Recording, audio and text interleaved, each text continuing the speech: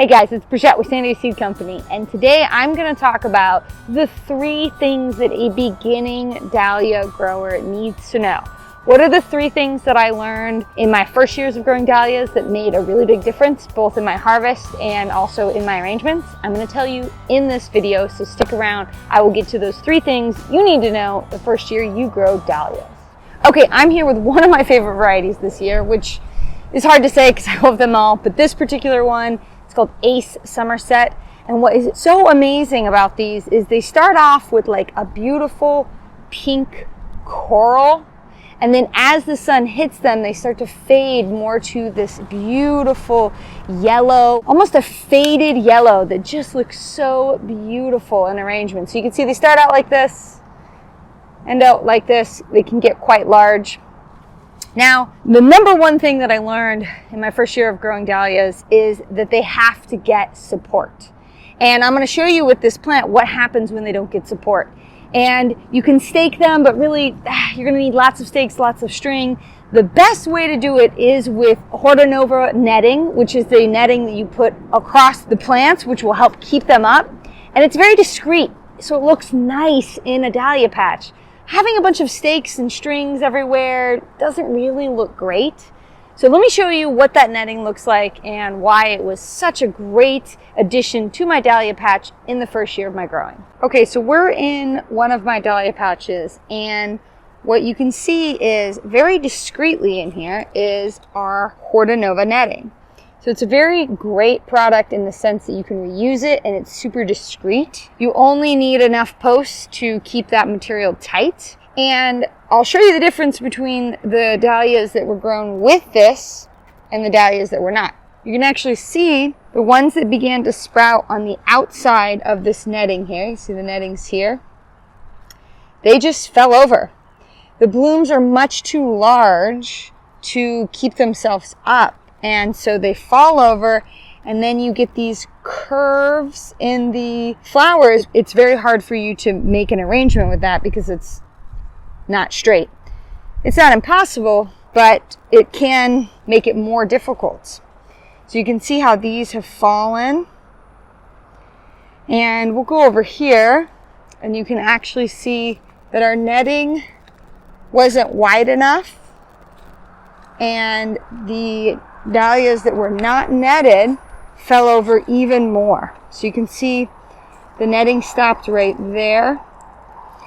So all of this row has fallen over.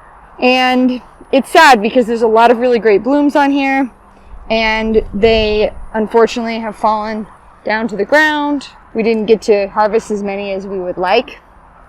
But the point is, it really makes a big difference when you use a professional grade netting like this. You can use a jute netting or other products that are similar. The idea is that the dahlias can grow through the netting, and as they grow through the netting, they have something to hold them up. Get a close-up here of what that looks like. Otherwise, if you're staking, look how many things you would have to stake, how many different stems, and it starts to become very unruly, a lot to manage, and not as nice. So that's tip number 1 for beginning dahlia growers, is make sure you use quality netting to keep your dahlias up off the ground and give you really nice, tall, long, sturdy stems to make beautiful arrangements. The second thing that I learned the first year growing dahlias that can be very helpful for you is that when you plant a clump or a tuber of dahlias, of the root mass basically, size isn't always an indicator of the end performance. So a good example is these guys. These are our Sonic blooms, and oh my God, the color is incredible. It's a pink, purple coral, and it's just really nice, tight blooms.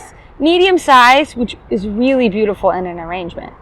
Now this particular plant we planted from the itziest, bitsiest, tiniest little tuber pieces that were gifted to us. They were about the size of like a AAA battery. And in comparison to some of our other varieties where we planted huge clumps, these guys actually grew just as quick, if not quicker, and are giving us lots of blooms on their plants in comparison to some of the bigger clumps. I'll give you another example of why the size of what you plant doesn't necessarily correlate to the size of your end plant. Let's go take a look. So this patch here, all of the plants on the end is Natalie G. Now we're going on over a month of harvesting and we can't even keep up. We haven't done a good job of deadheading, so don't be judgmental. We've had too many blooms to deal with this year. But what I want to show you is this whole patch here. These were planted at the exact same time as my Marthas and my Boom Booms and my Bohemian Spartacus and my Ace Summers. But these were the very first flowers to bloom, even though the Dahlia tubers that we had were very unseemly looking. They were small. Some of them actually were somewhat shriveled, not desiccated, but they definitely were on their way out as far as age. They'd been stored too long, but they still were the very first patch to bloom for us and really outgrew and outbloomed some of the other Dahlias that I have here, namely the whites here. These ones in particular, I planted huge clumps, ones that were almost as big as basketballs.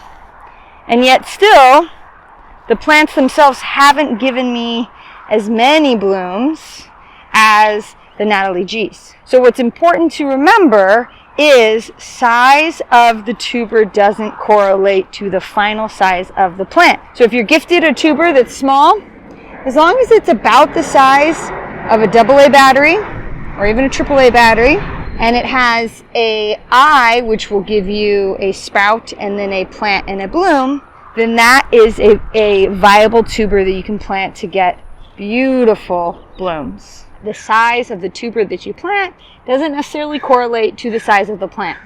Sometimes you'll get very small ones. As long as there's a viable eye and it's a healthy tuber or a clump of tubers to be planted, then you're going to get beautiful blooms of dahlias that year.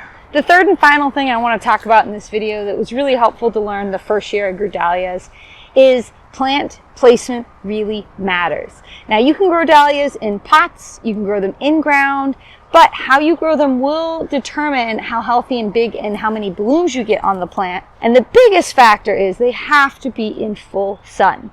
That can be difficult for some people to understand, especially us here in the South where it's very hot. All of our dahlias are in full sun, and those that bloomed the first with the biggest and the most healthy and beautiful plant mass were in full sun. Whereas the ones that we trialed to put in a little bit of part sun or even a little bit more than partial sun, those really staggered and didn't grow as quick as we wanted because they weren't getting enough photosynthesis from the sun, enough energy to grow. So remember, dahlias originate from Mexico and they love warm temperatures, full sun. If you're growing them in scorching hot areas like maybe Arizona, Nevada, a 40% shade cloth can help, but they need maximum hours of sunlight, so no actual shade. Remember that shade cloth just cuts down the intensity of the sun, not the hours of the sunlight. And so that can help if the temperatures are really, really hot. Really good soil, watering regularly will make a big difference. Now let's actually look at some of my dahlias that were planted in different areas, and you can see the difference between those that grew in full sun and those that got partial shade. So I've got a dahlia plant here. Now this was planted at the exact same time as that massive patch that you saw in the back of the garden. But what you'll notice is this is partial shade. You'll see that we're getting dappled sunlight from the palm trees above. Because of the palm trees and the way the sun goes, it gets more hours of shade in the morning and then it gets blasted with sun in the afternoon, but it's missing out on critical hours of sunlight. So it's really way far behind all of the other plants that are already blooming because they were able to grow quickly and uninhibited because they got maximum hours of sunlight. So again, this was planted at the exact same time as that beautiful patch that I showed you in the back, but it is probably still a good month away from blooming because it's struggling to grow as quickly as possible because it's not getting enough sunlight. So that's tip number 3 that I learned in the first year of growing my dahlias is even though we're in a southern hot climate where we're tempted to put things in partial shade because of the heat, dahlias need full sun. And so you can mitigate the heat by using shade cloth, making sure you use really good quality soil, watering often. That will make a big difference, but they need all the sunlight hours they can get to grow big plants and big blooms. So if you want to make beautiful arrangements like this guy, so big I can barely hold him. Look at this. We have Cafe au Laits, we have a Somerset, we have Boom Boom Whites, we've got some hidden in here, we've got some Frost Nip. These are all dahlias that came from our dahlia patch. And the way I've been able to grow these is really focusing on not making 3 common mistakes that you make in the beginning of your dahlia growing journey, which is 1, making sure you stake them or use Hortanova netting to keep them up off the ground. 2, make sure you have confidence in the tubers that you plant and not always plant the biggest piece that you can find.